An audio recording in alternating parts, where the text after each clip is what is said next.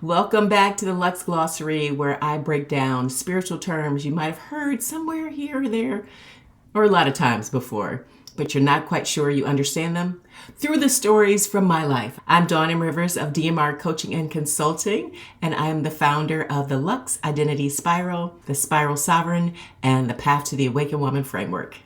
In the last episode, we talked about alignment and manifestation and how to line up with your inner truth to create from that place. Today, we're going to go deeper into how energy actually works. We're talking about karma and the law of attraction, and I'm telling you right now, it's not what you think. Let's dive in. The first term is karma. A student/colleague told me what karma really is, and it completely shifted my understanding about all the things that I thought, heard, and kind of believed. She said that karma is the clearing of the samskaras from your soul. You can't enter the state of nirvana with dirt on your soul. Samskaras are mental impressions or subliminal habits formed by every thought, intention, and action. They shape future behavior and beliefs, influencing the quality of your future karma. You get more chances to clean up your life. I started to see it as the forgiveness cycle, like the rinse cycle in the washing machine. After it goes through, you always have the option to set it again. My mom always washes her clothes and rinses twice because she doesn't want the residue from the detergent and the fabric softener in her clothing because it irritates her skin. With her sensitive skin, she notices if it doesn't get rinsed twice. Karma is not a punishment. You reap what you sow is biblical. It's not karmic. The Bible talks about the sins of the fathers are passed down to the sons. And through the study of epigenetics, we now know this is true. The trauma grandparents experience is passed down through the eggs and sperms to the fetus. Or the traumatized mother can create an inheritance for her unborn child that is steeped in unrealized problems. Here's where it got real for me. After I closed my yoga studio and announced I was going to be a life coach, people said, "We're here for the yoga, not for coaching."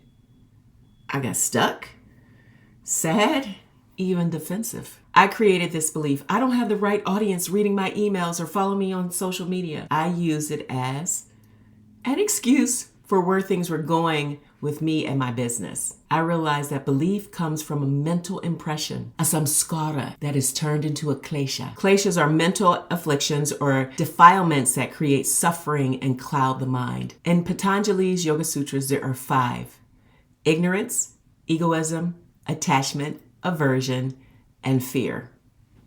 I created my own suffering based on my thoughts instead of actions. I complained to everyone who listened. I made excuses, and I felt sorry for myself. Finally, I got a hold of myself and I realized I didn't do everything I could. Rachel Rodgers would say this all the time. And I would say I definitely did, and I would list all the things that I'd done, but ignoring the hard parts that I really didn't want to do. I didn't want to see my faults, only the faults of others. It was uncomfortable going through this process, but I said to myself, keep doing what you're doing and you'll keep getting what you're getting. I made the conscious effort to do the hard things, and the rewards started coming. It made me look at myself, my business, and my vision differently. A shift was felt in my spirit. The journey continues. Have you ever been there, stuck in a pattern, blaming circumstances, blaming the audience, blaming the algorithm, making excuses for why things aren't working while secretly knowing that there's something that you're avoiding? That's karma showing up as a teacher, not punishment. It's asking, what do I need to learn here? What do I need to clean up? Karma is an energetic cause and effect, not punishment. It's the ripple effect of our thoughts, words, intentions, and actions. It's not a punishment system. It's a teacher. In the spiral, we reflect on karma, not with shame, but curiosity. What am I learning here? You have the power to shift karmic patterns by choosing differently. Here's what it looks like. Recognizing the patterns. What keeps showing up? For me, wrong audience excuse. See the mental impressions. What belief created this? For me, a fear of being seen differently. Identify the suffering. How am I creating my own pain? For me, doing the uncomfortable work. Clean the cycle. Rinse and repeat until clear. Karma isn't about being punished for past mistakes. It's getting another chance to choose better. Another rinse cycle. My mom rinses twice. Sometimes we need that. Now when I catch myself in a pattern, I ask, what's the samskara here? What mental impression am I running on repeat? Then I ask, what's the hard thing I'm avoiding? Because that's where the shift lives. Question for you, what pattern keeps showing up in your life? And what's the hard thing you've been avoiding? Now, karma is about what you created. But what about the law of attraction? That's about what you're calling in. And here's the truth. It's not about what you want. It's about who you are. Term number 2, law of attraction. You get what you get because you get who you are.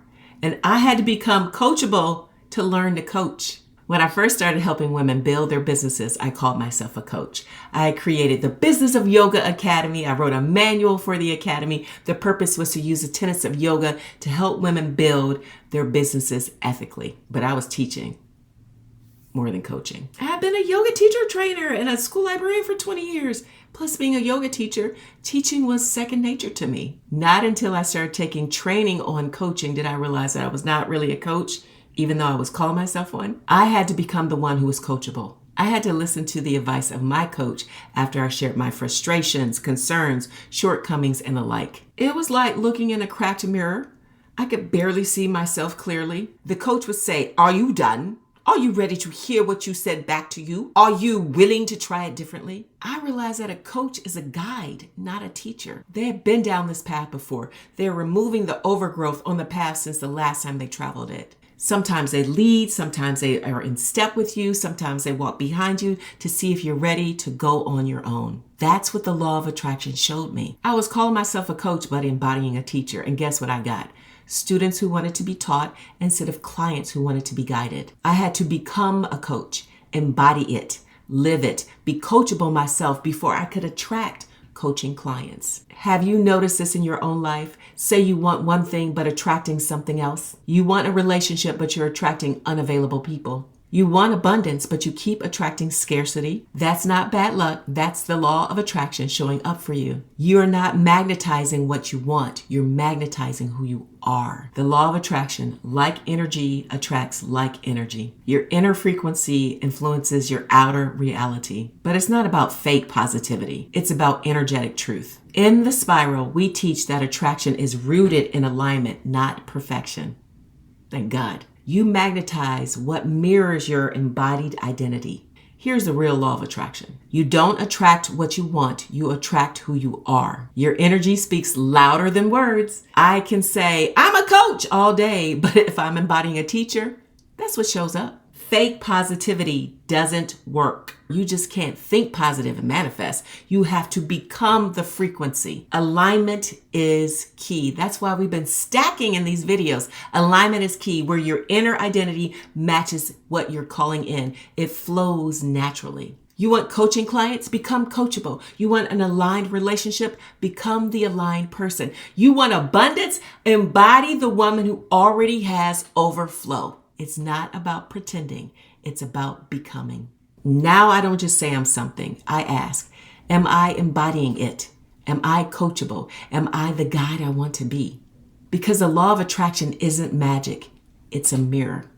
Question for you. What are you trying to attract that you're not yet embodying? Let's recap. Karma equals energetic cause and effect.